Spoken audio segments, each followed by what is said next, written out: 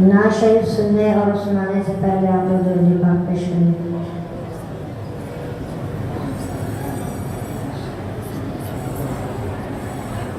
کیوں نہ سرکار کی دہلیز پہ جا کر دیکھیں، کیوں نہ سرکار کی دہلیز پہ جا کر دیکھیں، کیوں نہ سرکار کی دہلیز پہ جا کر دیکھیں، کیوں نہ سرکار کی دہلیز پہ جا کر دیکھیں، ان کے قدموں میں نظر اپنی بچھا کر دیکھیں، ان کے قدموں میں نظر اپنی بچھا کر دیکھیں، کیوں نہ سرکار کی دہلیز پہ جا کر دیکھیں. پیکرِ جون مصطفیٰ شاہ، پیکرِ جون مصطفیٰ شاہ، فی محشر کے حضور. پیکرِ جون مصطفیٰ شاہ، پیکرِ جون مصطفیٰ شاہ،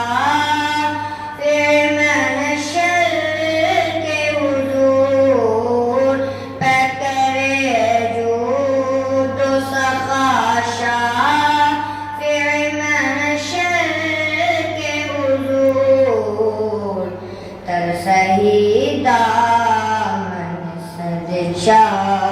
کے بڑھا کر دیکھیں، ترسہی دامن سجدہ کے بڑھا کر دیکھیں. پیکرِ جون مصطفیٰ شاہ، فی محشر کے حضور. کیوں نہ سرکار کی دہلیز پہ جا کر دیکھیں، اپنی اس چشم گوہر بار کے بکھرے موتی، اپنی اس چشم گوہر بار کے بکھرے موتی، اپنی اس چشم گوہر بار کے بکھرے موتی، چن کے مژگاں پہ بسد شوق سجا کر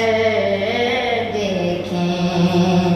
چن کے مژگاں پہ بسد شوق سجا کر دیکھیں، اپنی اس چشم گوہر بار کے بکھرے موتی.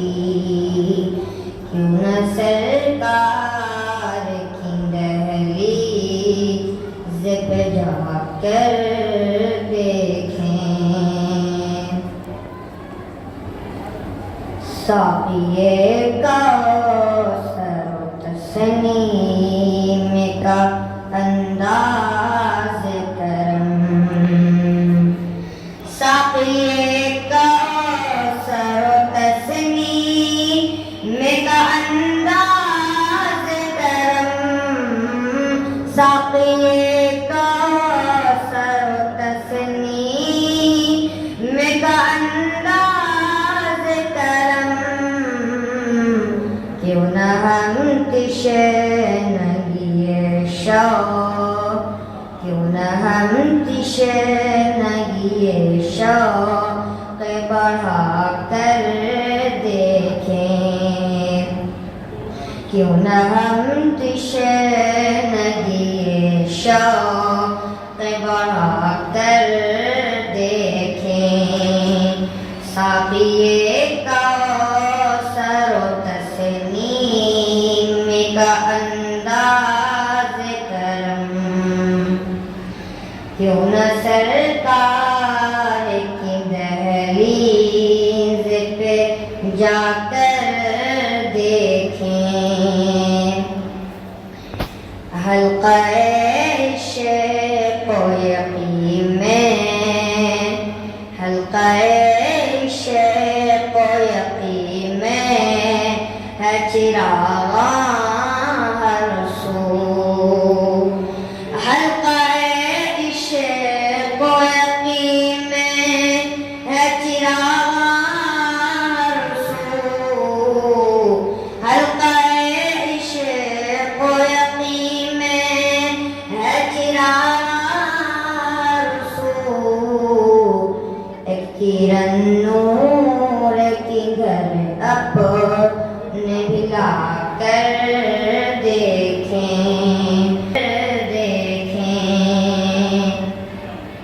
حلقہ عشق و یقین میں ہے چراغ ہر سو کیوں نہ سرکار کی دہلیز پہ جا کر الحمد لله الذي أكرمنا بنعمة الإيمان وشرفنا باتباع خير الأنام سيدنا ومولانا محمد وعليه وعلى آله وصحبه أفضل الصلاة وأتم السلام بارگاہ نبوی علی صاحب حق صلاۃ و تسلیم میں تدبیر وجود پیش کیا جائے اللہم صلی علی سیدنا صفینا حبیبنا وعلى آلہ وبیتہ واصحابہ وبارک وسلم صلی اللہ علیہ وسلم علیہ وعلیہ اجمعین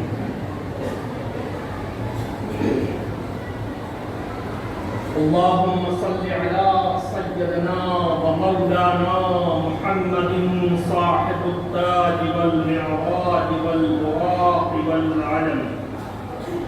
دافع البلاء والوباء والمرض والقهر والألم جسمه مقدس مطهر منظر معطر في البيت والحرم اسمه مكتوب مرفوع منقوش محفوظ في اللوح والقلم سيد العرب والعجم سيد الثقلين نبي الحرمين إمام القبلتين وسيدتنا في الدارين صاحب قاب قوسين جد الحسن والحسين محبوب رب المشرقين والمغربين مولانا ومولى الثقلين أبو القاسم محمد رسول الله أيها المشتاق بنور جماله صلوا عليه وآله قدر حسنه وجماله الصلاة والسلام عليك وعلى آلك يا غياث المفترسين الصلاة والسلام عليك وعلى آلك يا وارث علم الأولين والآخرين الصلاة والسلام عليك وعلى آلك يا محبوب رب العالمين الصلاة والسلام عليك وعلى آلك يا مجيب دعوة المضطرين الصلاة والسلام عليك وعلى آلك يا شفيع المذنبين الصلاة والسلام عليك وعلى آلك يا فرد الحق والملة والدين الصلاة والسلام عليك وعلى آلك يا شفيع المسلمين الصلاة والسلام عليك وعلى آلك يا فياض المسلمين ويا بدر الكاملين الصلاة والسلام عليك وعلى آلك يا محيي الحق والملة والدين الصلاة والسلام عليك وعلى آلك يا أمان المستقيم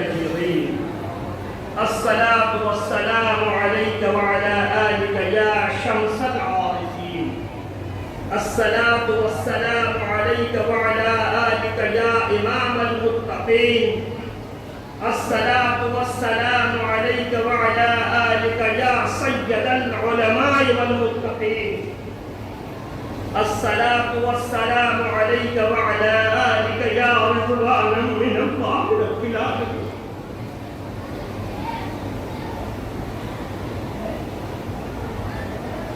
وصلى الله على سيدنا محمد وآله وبارك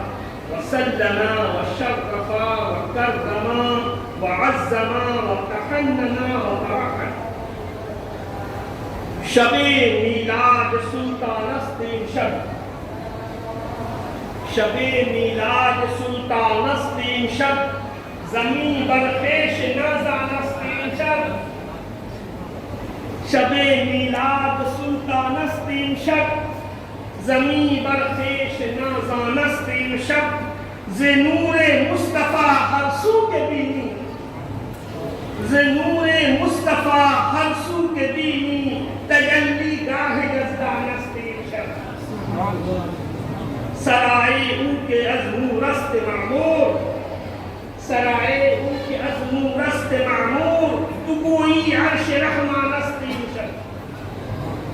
دل عشاق از داغ جگر سوز دل عشاق از داغ جگر سوز خوشا رشک چراغان است خوشا رشک چراغان است امشب بہر ہوئے کہ میبینی بعد بہر ہوئے کہ میبینی بعلم بہار باغ مصبان است امشب شہید بے نوائے ہم چو بلبل شہید بے نوائے شہید بے نوائے ہم چو بلبل دری گلشن غزل خان است دری گلشن غزل خان است امشب ربیع الاول کے مبارک مہینے کے مبارک ترین روز کی یہ حسین اور مقدس شب جو ولادت نبوی صلی اللہ علیہ وسلم کی مناسبت سے مسلمانان عالم کے لیے باعث فخر ہے یعنی عرس دوازدہم شریف کا یہ مبارک موقع جو ہم اہل ایمان کے لیے صرف ایک تقریبی یادگار کی حیثیت نہیں رکھتا بلکہ یہ تجدید ایمان تجدید اتباع تجدید محبت اور تجدید عہد کا ایک اہم ترین موقع ہے یہ وہ مبارک ایام ہیں جن میں خاص طور پر اہل ایمان کے قلوب کو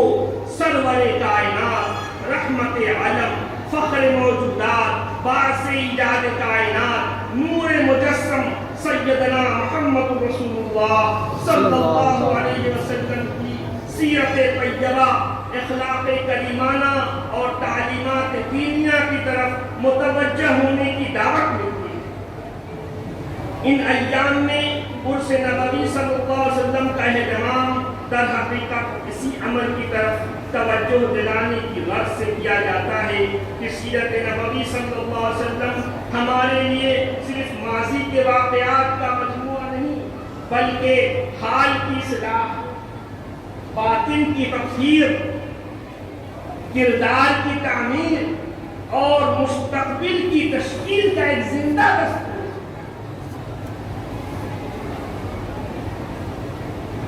صرف واقعات کا مجموعہ نہیں بلکہ حال کی اصلاح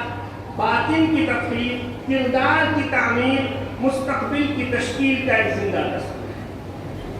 جس طرح اللہ تعالیٰ کی وحدانیت کا اقرار اور اس کی تعظیم جلالت کو بجا لانا فرض ہے اسی طرح مومن کے لیے مقام رسالت کی توقیر و تعظیم کے ساتھ اس راہ ہدایت کو خالصتاً للہ کی قربت کا ذریعہ تسلیم کرنا بھی دائرۂ فرضیت میں داخل ہے کہ بمصطفیٰ برساں خیشرا کے دی ہم عروس اگر بہو نہ رسیدی تمام طول حدیث یہ کائناتی نظام ہے کہ دنیا میں آنے والے ہر انسان کی پوری زندگی تعلقات کے ایک وسیع نظام سے عبارت ہوا کرتی ہے جب تک ہماری نسلیں چل رہی ہیں جب تک ہماری سانسیں چل رہی ہیں ہم میں سے ہر شخص کسی نہ کسی تعلق سے وابستہ ہے. کہیں محبت ہے، کہیں رفاقت ہے، کہیں رشتہ داری ہے، کہیں دوستی ہے، کہیں اختلاف ہے، کہیں شکایت ہے، اور کہیں ایسی دوریاں ہیں جنہیں وقت بھی آسانی سے ختم نہیں کر پاتا. لیکن ان تمام تعلقات کے درمیان ایک تعلق ایسا بھی ہے جو سب سے بلند، سب سے مقدس اور سب سے بنیادی ہے. وہ ہے اللہ تعالیٰ اور اس کے محبوب رسول حضرت سیدنا محمد مصطفیٰ صلی اللہ علیہ وسلم سے ایمانی تعلق و محبت. یہی تعلق انسانی زندگی کو ایک مقصد عطا کرتا، منتشر جذبات کو سمت بخشتا، دل کو پاکیزگی عطا کرتا ہے اور عمل کو رضا الہی کے سانچے میں ڈالتا ہے. یہی وجہ ہے کہ حضرت رسول اللہ صلی اللہ علیہ وسلم نے اپنی امت کو محض ایک جذباتی کیفیت سے منسلک نہیں فرمایا، بلکہ اختیاری طور پر اپنی ذات والا صفات سے تعلق و وابستگی کو ایمان کی بنیادی شرط قرار دیا. مشہور حدیث کا جملہ ہے لا یؤمن احدکم حتی اکون احب الیہ من والدہ وولدہ والناس اجمعین. تم میں سے کوئی شخص اس وقت تک کامل ایمان والا نہیں ہو سکتا جب تک کہ میں اسے اس کے والد، اس کی اولاد اور تمام لوگوں سے زیادہ محبوب نہ ہو جاؤں. غور کیجیے، اس ارشاد مبارک میں محبت کو ایمان کے کمال سے جوڑا گیا. اس کا مطلب یہ ہے کہ محبت صرف دل میں پیدا ہونے والی ایک کیفیت کا نام نہیں، بلکہ حقیقی محبت وہ ہے جو انسان کی ترجیحات کو بدل دیتی ہے. جب حضرت رسول اللہ صلی اللہ علیہ وسلم کسی مومن کے لیے سب سے زیادہ محبوب ہو جائیں تو آپ صلی اللہ علیہ وسلم کی رضا اس کی خواہش پر، سنت اس کے نفس پر، اور حکم رسول اس کی ذاتی رائے پر مقدم ہو جاتا. حضرت سیدنا عمر فاروق رضی اللہ عنہ کا واقعہ مشہور و معروف ہے. جب انہوں نے عرض کیا کہ آپ صلی اللہ علیہ وسلم نے ہر چیز سے زیادہ محبوب سوائے ان کی اپنی جان. آپ صلی اللہ علیہ وسلم نے جب آپ انہیں ہر چیز سے زیادہ سوائے ان کو اپنی جان دے تو نبی کریم صلی اللہ علیہ وسلم نے توجہ دلائی کہ محبت اس وقت تک کامل ہوگی جب آپ صلی اللہ علیہ وسلم خود ان کی جان سے بھی زیادہ محبوب ہو جائیں. حضرت عمر نے اپنے باطن کی اصلاح کی اور عرض کیا کہ اب آپ صلی اللہ علیہ وسلم انہیں ان کی جان سے بھی زیادہ محبوب ہیں. اس پر ارشاد ہوا الآن یا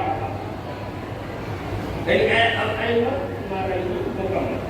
یہ مختصر سے جملہ محبت کا معیار متعین کر دیتا ہے. محبوب کو اپنی خواہش، اپنی ذات، اپنی ترجیحات پر مقدم رکھا جائے. اسی لیے محبت کی سب سے روشن ترین اتباع بتائی گئی.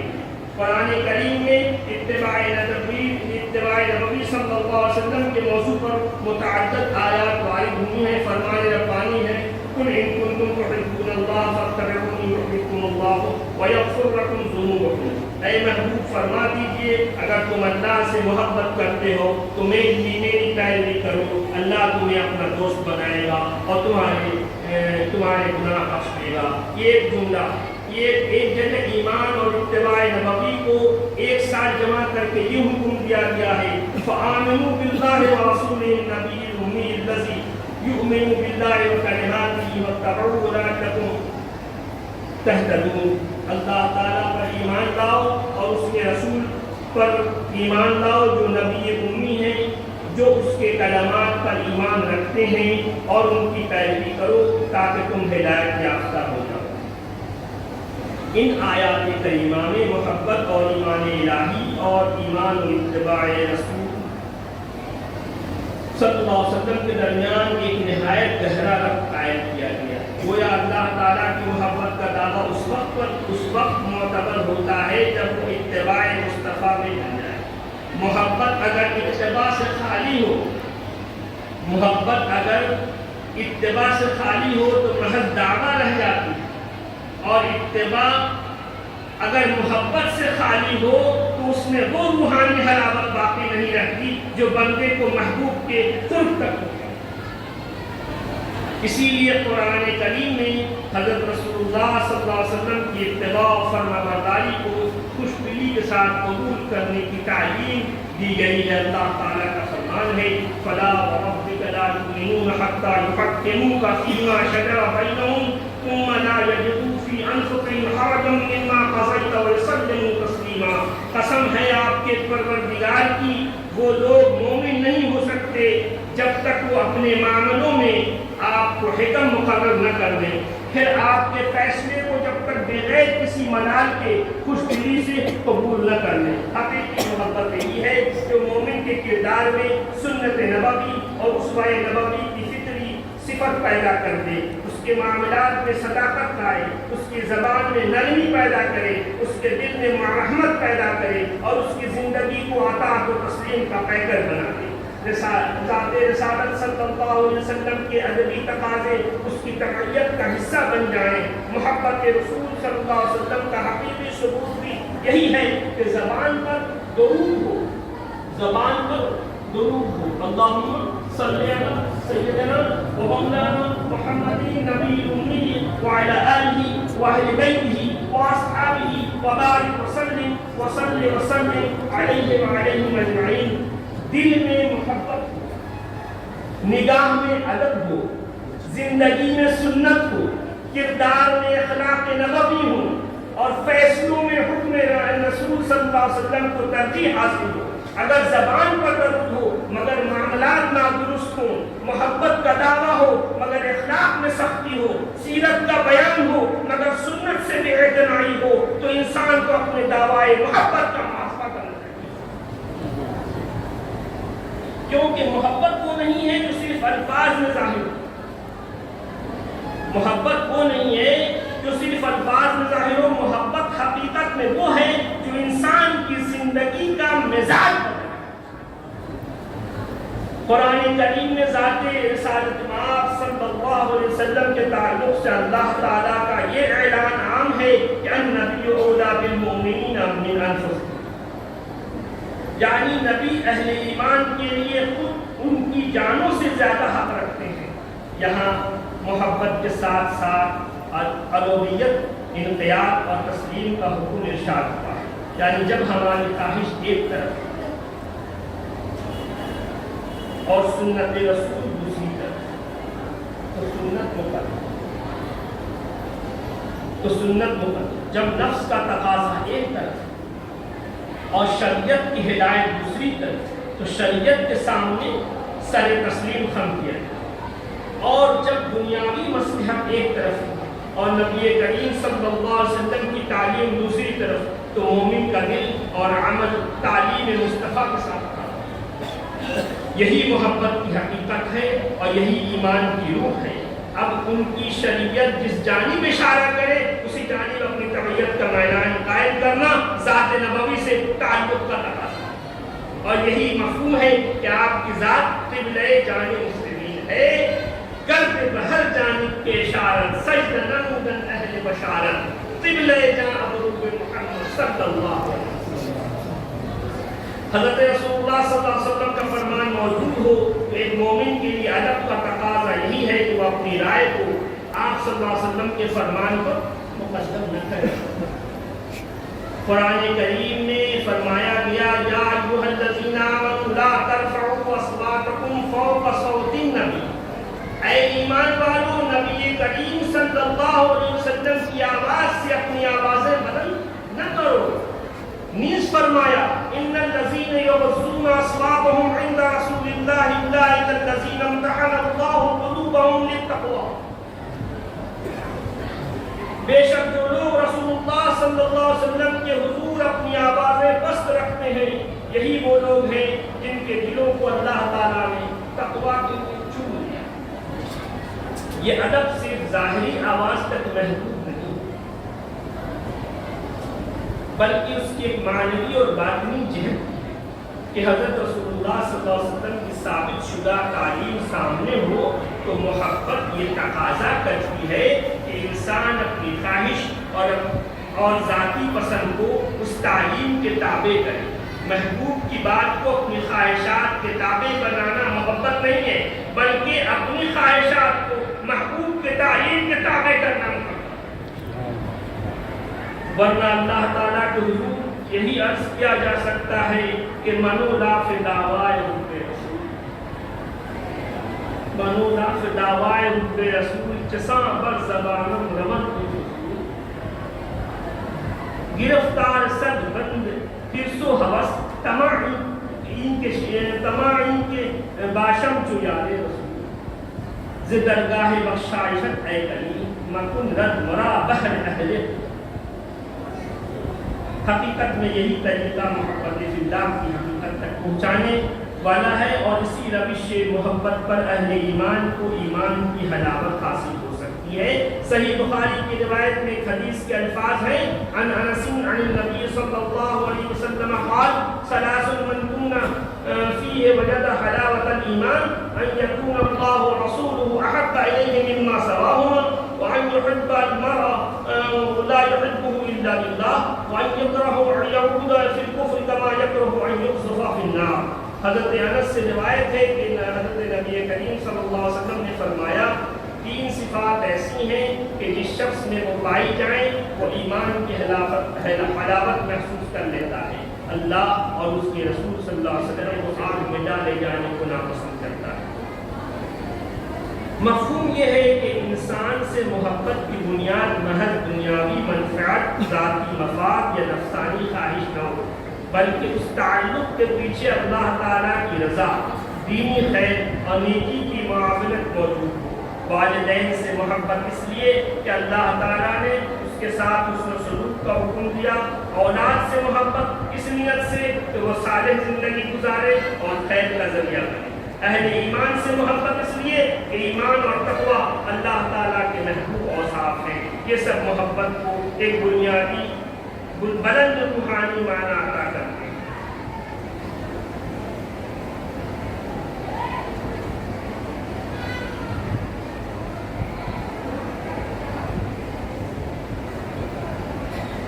انسان کی اپنے رب سے محبت بھی مختلف درجات رکھتی ہے۔ ایک محبت وہ ہے جو اللہ تعالیٰ کے احسانات، بے شمار نعمتوں اور عنایات کے مشاہدے سے پیدا ہوتی ہے، اور انسانی فطرت ایسی ہے کہ جو اس کے ساتھ احسان کرے پھر اس کی طرف مائل ہو جاتا ہے۔ پھر اللہ تعالیٰ سے بڑھ کر احسان کرنے والا کون ہو سکتا ہے؟ ہماری زندگی، صحت، عقل، رزق، ہدایت، اہل و عیال، وقت، صلاحیتیں، ہر سانس اسی کے فضل و احسان کا مظہر ہے۔ اس اعتبار سے اللہ تعالیٰ کی محبت میں ہر انسان کا حصہ ہو سکتا ہے، کیونکہ وہ ہر شخص ہر لمحہ اپنے رب کی نعمتوں اور عنایتوں میں گھرا ہوا ہے۔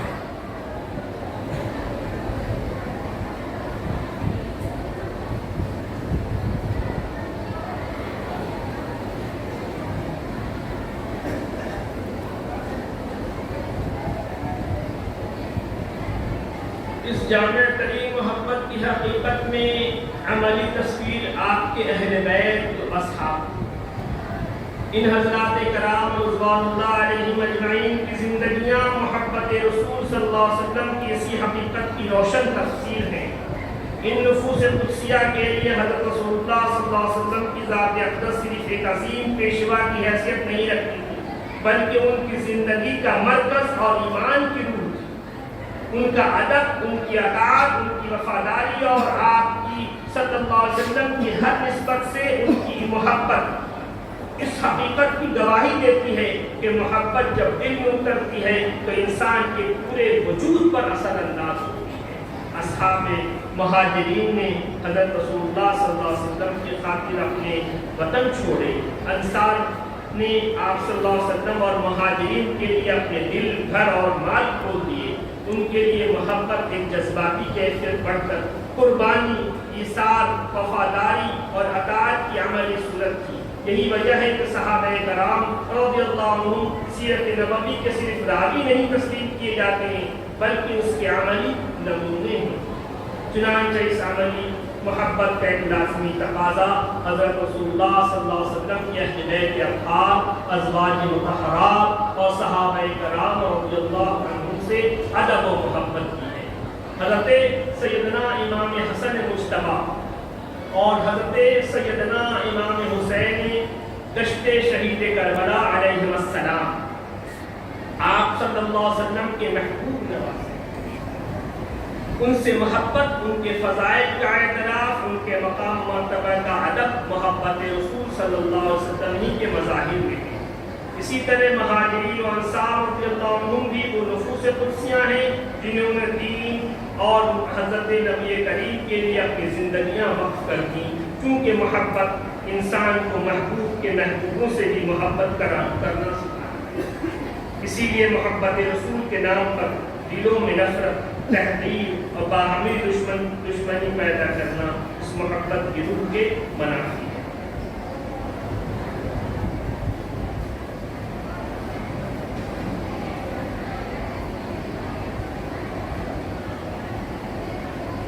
صحیح بخاری انسان کی خطاؤں کی آمیزش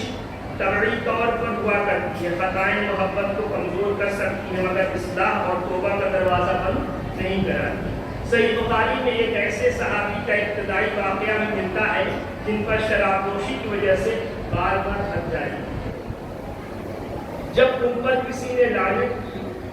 تو نبی کریم صلی اللہ علیہ وسلم نے فرمایا لا تلعنوہ فإنه يحب الله ورسوله۔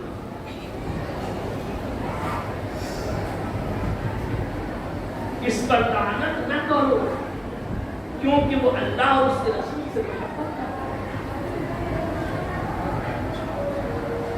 یہ جذبہ الفت نبوی در حقیقت اللہ تعالیٰ کی محبت کی عملی صورت ہے جو اخلاق الہیہ کا بنیادی تصور ہے۔ یہ تربیتی نظام کا بہترین نمونہ جو اس حدیث مبارکہ میں پیش فرمایا گیا ہے۔ یہ اخلاق کریمانہ کا اہم ترین اصول ہے کہ گناہ سے نفرت کرو مگر گناہگار کی اصلاح کا دروازہ بند نہ کرو۔ محبت انسان کو مایوسی سے بچاتی ہے، اسے واپسی کا راستہ دکھاتی ہے، کیونکہ شفیع امت کا مزاج اصلاح ہے، رحمت ہے، تربیت ہے۔ تحقیر و مایوسی یا نفرت ان کے مزاج شریف کا حصہ نہیں ہے۔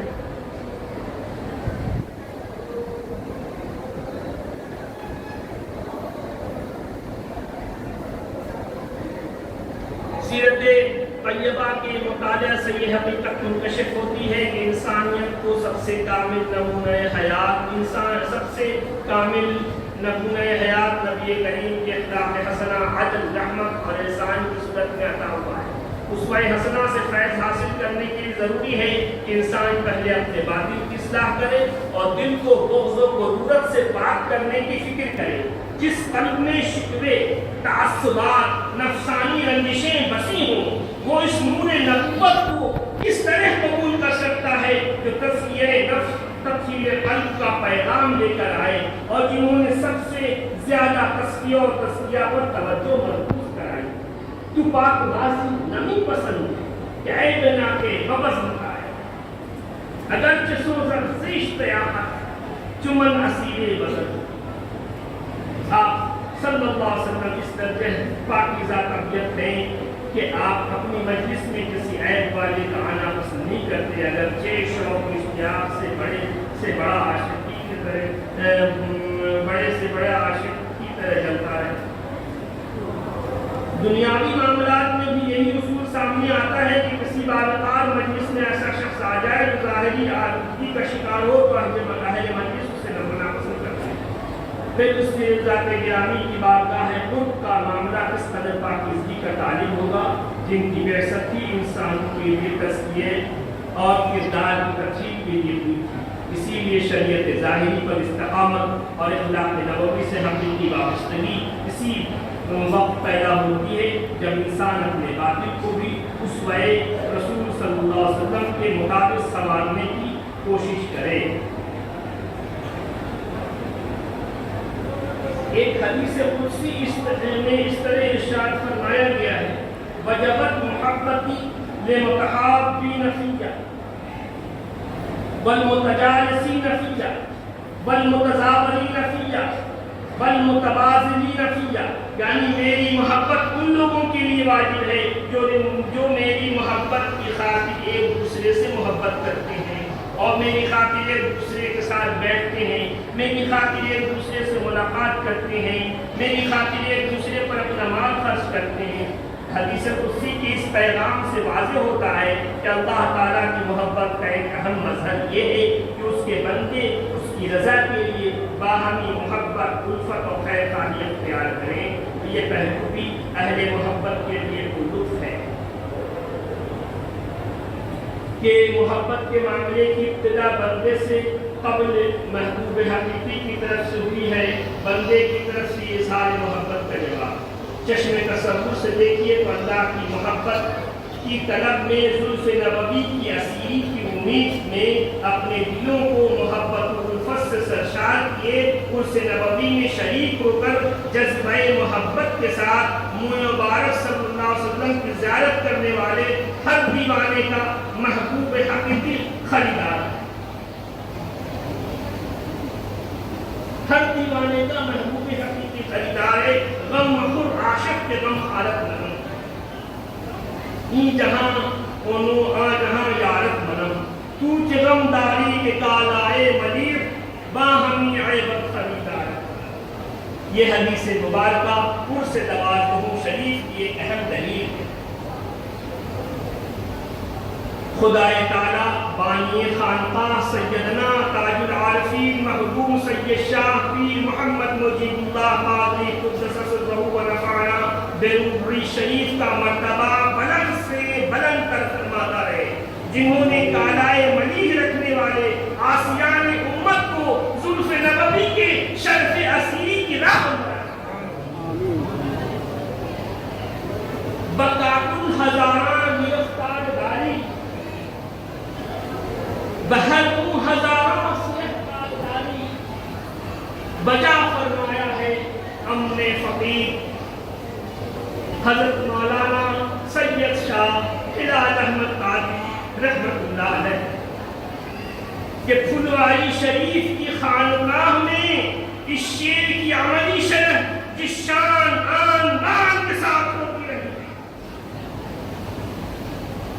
دیکھنے والوں سے اس حال کا، اس کا حال اب پوچھ سکتے ہیں، آپ پوچھ سکتے ہیں، لاکھوں کتابیں، ہزاروں تحریریں اس ایمانی نتیجے کو پیدا کرنے میں کامیاب نہیں ہو سکتی جسے خانقاہ مجیبیہ کی یہ رہے قلندری پیدا کرتی ہے۔ اس مجلس سے فیضیابی کا یہ حقیقی تقاضا ہے کہ باہمی الفت و محبت کی پابندی کی جائے، دلوں کی قدرت، نفرت اور دوری پیدا کر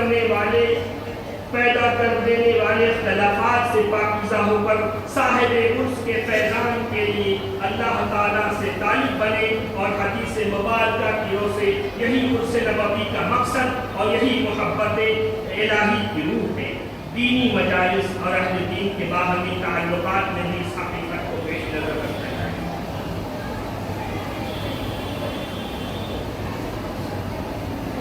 ہمیں اہل اللہ اور عاشقان رسول صلی اللہ علیہ وسلم کے احوال و آثار کا بھی مطالعہ کرنا چاہیے تاکہ معلوم ہو کہ محبت حقیقی کا تقاضا کیا ہے۔ سچے عاشق کی زندگی میں سب سے نمایاں وصف یہی ہوتا ہے کہ وہ محبوب کی بارگاہ میں اپنے باطن کو پاک رکھنے کی کوشش کرتا ہے۔ اس کے دل میں اگر کوئی رنجش بھی ہو جائے تو اسے محبت کے راستے میں حائل نہیں ہونے دیتا۔ عشق کا حقیقی حسن یہی ہے کہ انسان اپنی ذات، اپنے اختلاف اور اپنی شکایت سے اوپر اٹھ کر محبوب کی رضا کو مقدم رکھے۔ چنانچہ قرب رسول صلی اللہ علیہ وسلم کی راہ کا پہلا قدم یہی ہے کہ دل کو قدورتوں سے پاک کیا جائے،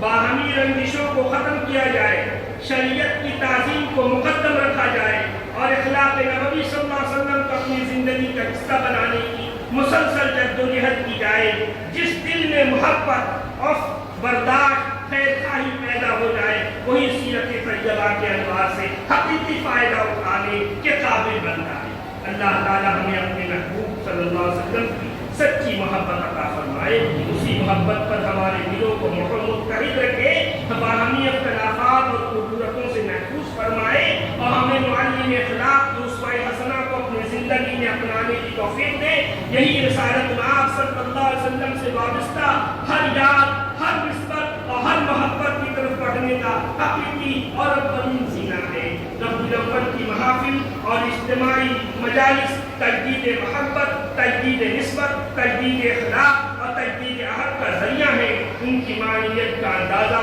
اسی شخص کو ہو سکتا ہے جس نے مشکات نبوت سے اقتباس نور کو اپنی تربیتی زندگی کا مقصد بنایا. ایسی مجلس سے یہ عہد لے کر اٹھنا چاہیے کہ ہم اختلاف کو دشمنی نہیں بنائیں گے، علمی اختلاف کو دل کی قدرت نہیں بنائیں گے، ذاتی شکایات کو محبت رسول پر غالب آنے نہیں دیں گے،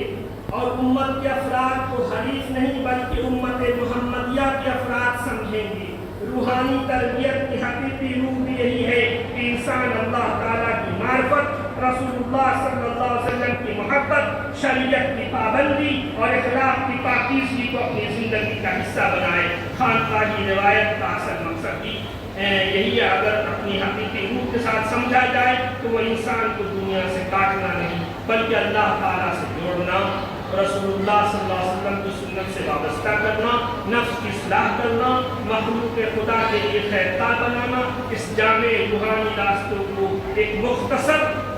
مگر معنی خیز تعبیر میں یوں کہا جا سکتا ہے: نگاہ اولیاء، نگاہ اللہ تعالیٰ کی طرف، دل مصطفیٰ صلی اللہ علیہ وسلم کی محبت میں، اور قدم شریعت محمدی صلی اللہ علیہ وسلم پر صاف. یہ وہ مقام ہے جہاں عشق شریعت سے جدا نہیں رہتا، بلکہ دل جدا نہیں رہتا، ذکر عمل سے جدا نہیں رہتا، محبت اطاعت سے جدا نہیں رہتی، روحانیت اخلاق سے جدا نہیں رہتی.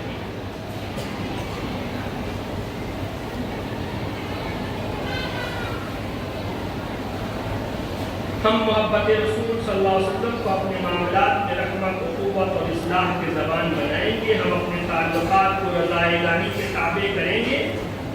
اور اپنے دلوں کو اس محبت سے منور کرنے کی کوشش کریں گے جو انسان کو محبوب کی اطاعت، مخلوق کی خیرخواہی اور اپنے نفس کی اصلاح کی طرف لے جاتی ہے. اس لیے کہ سیرت نبوی کا سب سے بڑا سوال یہ نہیں کہ ہم نے آپ صلی اللہ علیہ وسلم کے بارے میں کتنا پڑھا،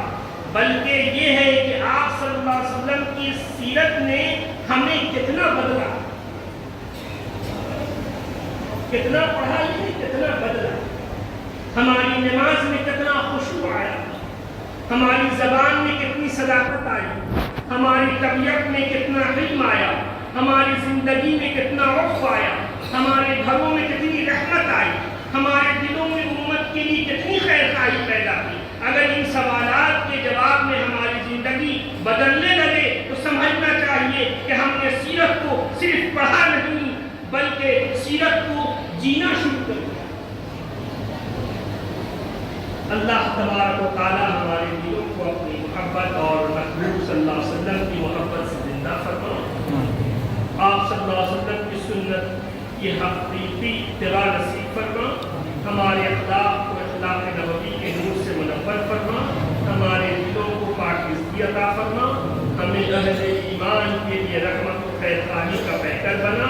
اور ہمیں اپنی ایسی شرعی محبت عطا فرما جو ہمارے کردار، اعمال اور پوری زندگی میں ہمیں ٹھنڈے پانی سے زیادہ بنے. اللہم ارزقنا حبک وحب نبیک المصطفیٰ صلی اللہ علیہ وسلم وحب من يحبك ويحب نبيك صلى الله عليه وسلم واجعل حبك وحب رسولك صلى الله عليه وسلم أحب إلينا من أنفسنا وأهلنا والدنيا أجمعين وصلى الله تعالى على خير خلقه وحبيبه محمد وآله وأصحابه. السلام خواجہ حمد و ثنا، السلام صاحب جود و کرم، السلام مورد رحم عدم، السلام آفتاب دو جہاں، السلام مالک کون و مکان، السلام واقف اسرار غیب، السلام باعث اظہار غیب، السلام مقتدائے مسلمہ، السلام رہنمائے گمراہ، السلام کوكب برج شرف، السلام قوت شاہ نجف، السلام نور بخش ماہتاب، السلام مہر ازدو فیضداب، السلام شافع روز جزا، السلام مالک خیر و جزا، السلام بانی دار السلام، السلام دافع کفر و سلام، السلام سائر فضل الہ، آستان در دولت بنا، السلام گوہر دریائے نور حضر استطاع در وجود، نسل یکسر فتح وعدہ السلام، پرویو برقال و اصحاب التمام، مولا صلی وسلم دائما ابدا علی حبیبک خیر خلق اللہ. نبی سلام علیکہ رسول سلام علیکہ یا حبیب سلام علیکہ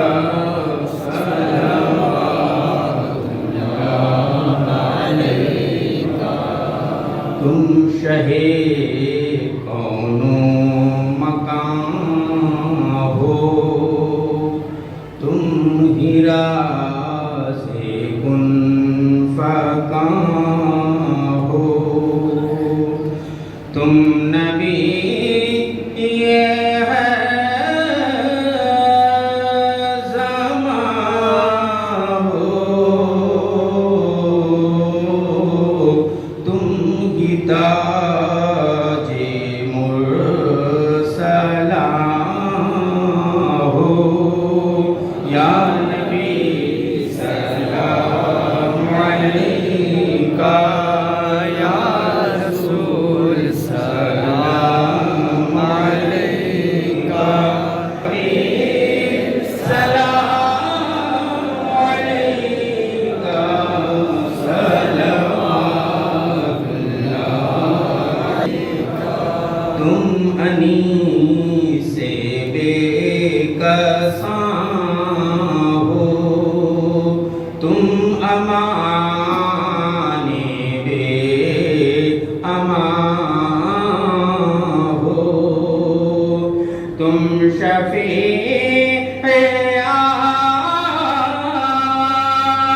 آسیاں ہو، ہم پہ تم بھی مہربان ہو، یا نبی سلام علیکہ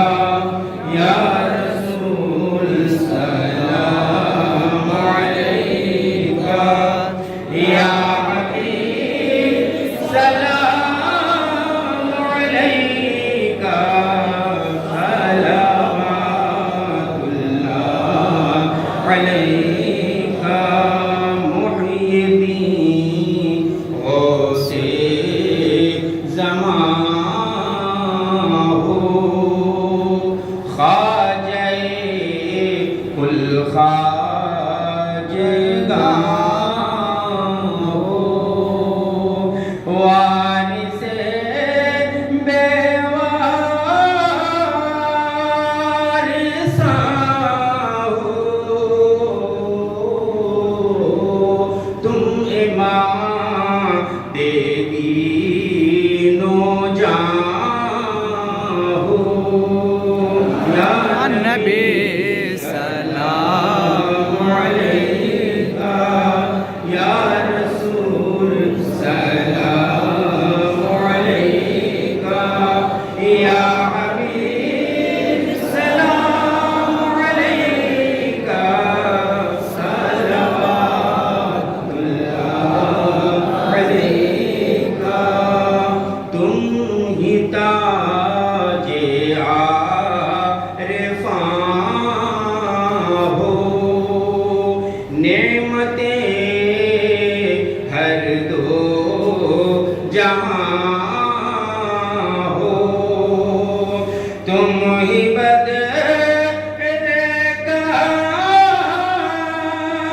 ملا ہو، تم امان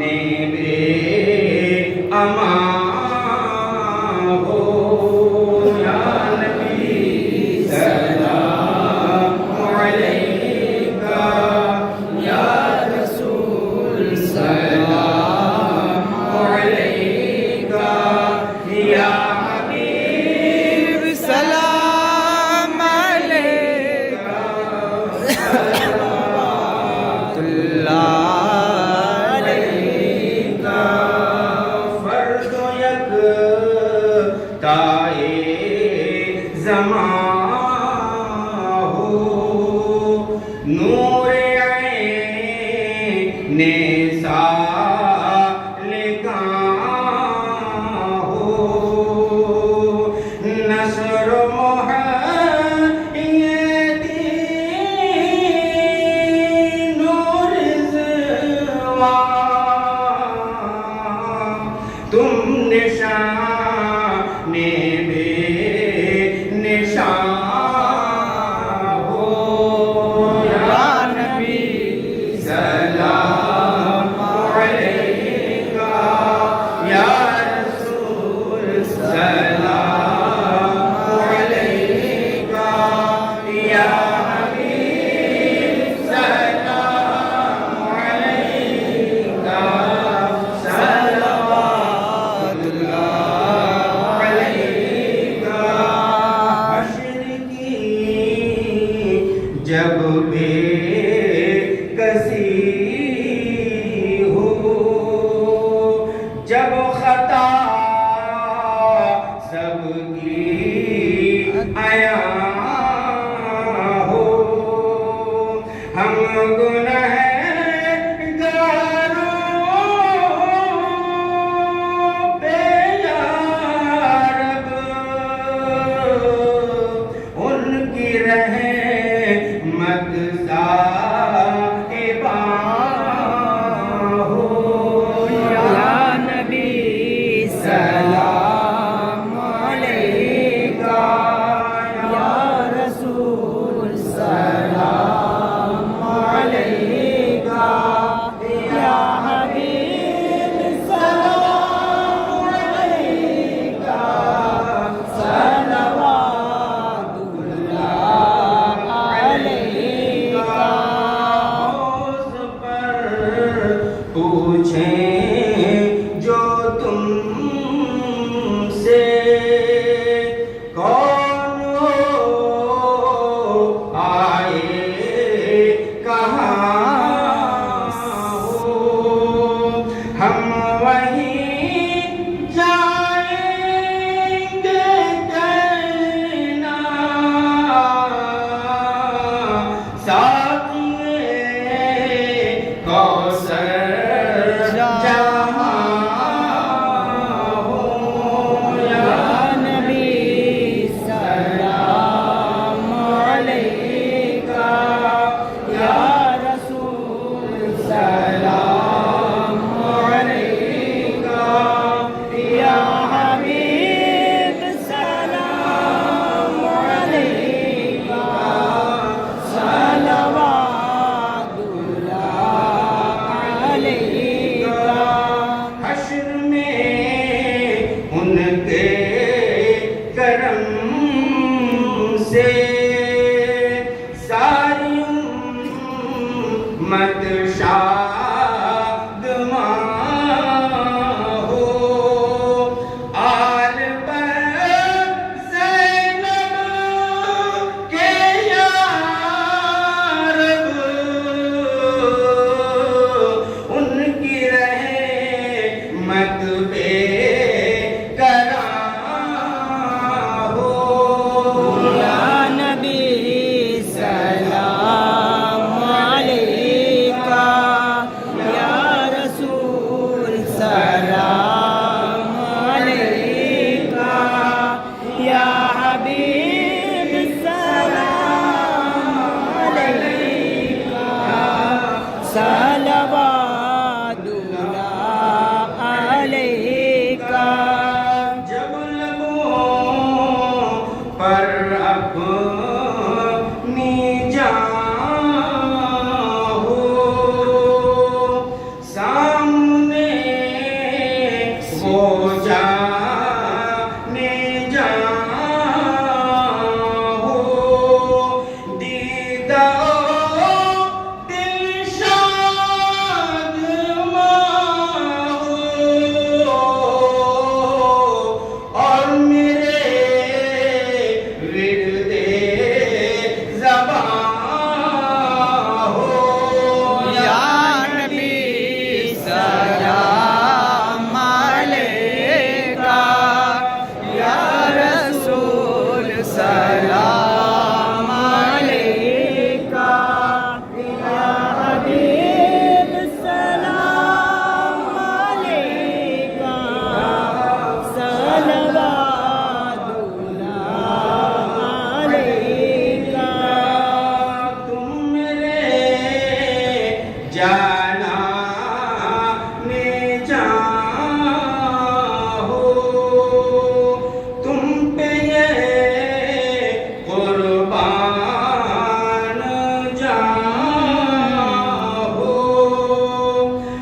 رہے